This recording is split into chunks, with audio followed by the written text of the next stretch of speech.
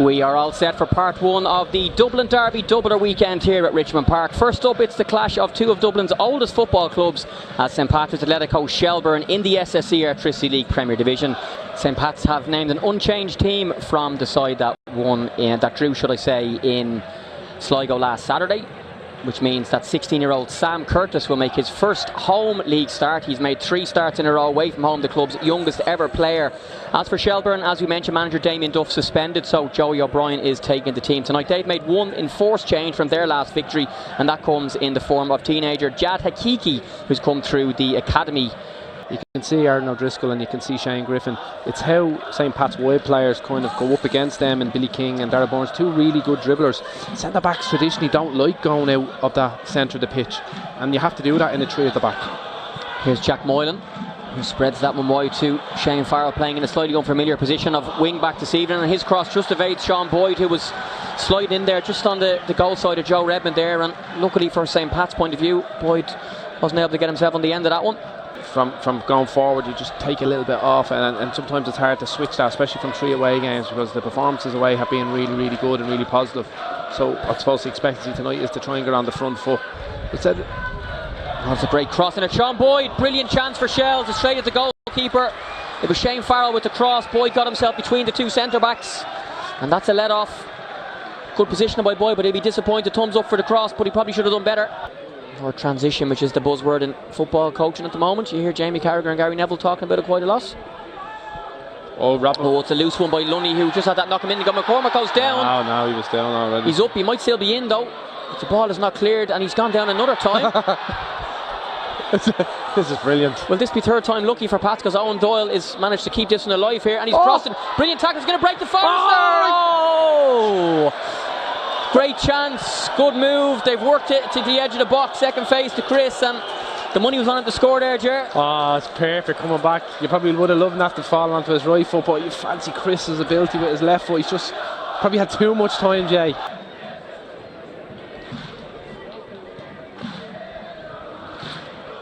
And Sean Boyd in behind, here he is, and it's an important tackle by Redmond, but it's going to drop to the edge to Moylan, who's done brilliantly. Jack Moylan, and it's a fantastic goal for Shelbourne. 24 minutes on the clock, and the former Bohemians man has smashed that in with his left foot in front of the adoring Shelbourne fans.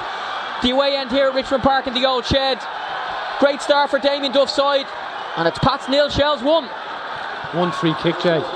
A long ball, and in fairness, both centre-backs have actually got caught out early on in the game with balls over the top. But it's just a little clip forward by JJ Lunny. The 2 centre-backs, I'm not sure what's going on.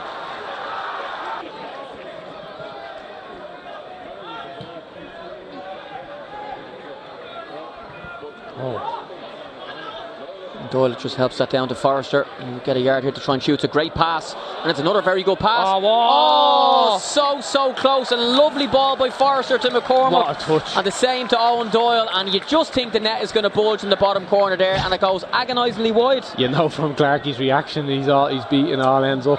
But what a touch by Ben McCormack. It's an unbelievable pass by Chris. The weight on it alone has allowed Ben to bounce it off.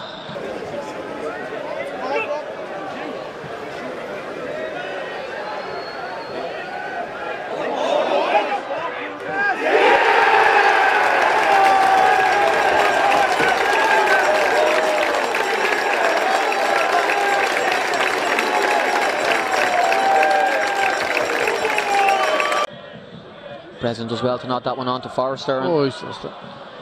Hakiki's done really well at both ends, attacking wise, and he's put in a real shift from a defensive end as well. Former Belvedere player who came through the Shelbourne Academy and actually played for Damien Duff's under-17s last season that won the Shield. And it's broken to Lunny, who's done really well. JJ Lunny, it's in, it's deflected. It's a right-footed strike off one of the St Pat's defenders, not sure quite who. And it gave Anang no chance, dropped straight into the bottom corner. We'll have another look in a second here, but either way, Shells don't care. 8 minutes after the restart, they've retaken the lead. It's St Pat's 1, Shells 2. Jay, I was just about to say they've actually started the second half the way they were trying to play in the first half, on the front foot, getting after Pats. I touched it. Chance though. Could be a big chance here. It's Olabi, and he's found Jay McClellan, who is a left-footed player. McClellan. You could see it was always from this angle. Just run away. Needed to get his hips around it a little bit more, but a decent counter-attack from St Pat's, and Two of the subs almost combined for the equaliser there. Olabi to McClelland, and the strike, unfortunately for St. Pat's, just off target, but Owen Doyle does really well. Gets himself in a great position. It's a real chance on the counter, and it's going end to end now. Yeah, this is a big chance. Tunde can get at him. He can get at him. He can do. Gets himself inside. Tunde Olabi, saved by Clark. Second ball breaks to Owen Doyle. Just bounces off his shin, and Clark's done enough just about to ensure that the rebound wasn't tapped in, but great play by Tunde, and he's had a good impact since coming on. Created that chance for Jay McClellan just a moment ago. A hard one, Jay. It's a hard angle. It's a hard angle. Is he going to shoot? He might. A four-man wall. Pat's had to have a man in the box over if there's a four-man wall. Don't think he's going to shoot. Oh, it's all the way to the back post. Flick back in. It's going to be gone, and that's the final whistle. And a huge, huge Dublin derby win for Shelbourne here at Richmond Park in front of their home fans. They've beaten St. Pat's Athletic here by 2-1. The winner coming in the second half from a JJ Lunny deflected effort. Shells are taking the lead through a great Jack Moylan goal. Then Joe Redmond equalised his first goal for St. Pat's. Look, I think someone said it to me before. Listen, the manager is fantastic, you know, and everything's done during the week. It's literally just for the hour and a half, hour and 45 minutes around the game, really, that flexible.